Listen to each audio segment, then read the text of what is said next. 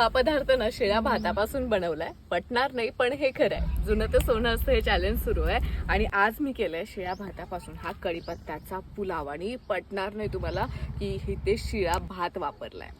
आणि आता हा कढीपत्त्याचा जो फ्लेवर आहे ना तो येणार आहे सान्वी ॲग्रीच्या या कढीपत्ता पावडरमुळे. आणि थोडासा पुदिन्याचा फ्लेवर मला ह्यामध्ये हवाय म्हणून मी पुदिना पावडर देखील वापरते.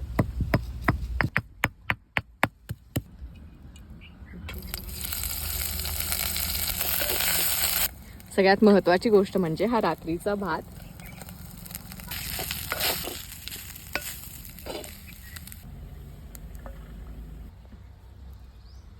मी संपवते आता हे. तुम्ही मात्र हा पदार्थ नक्की ट्राय करा. आणि त्याच्यासोबतच सान्वी ॲग्रीचे जे काही प्रोडक्ट आहेत ना ते मी त्यांच्या प्रोफाईलला इथे मी टॅग करते. नक्की एकदा भेट द्या.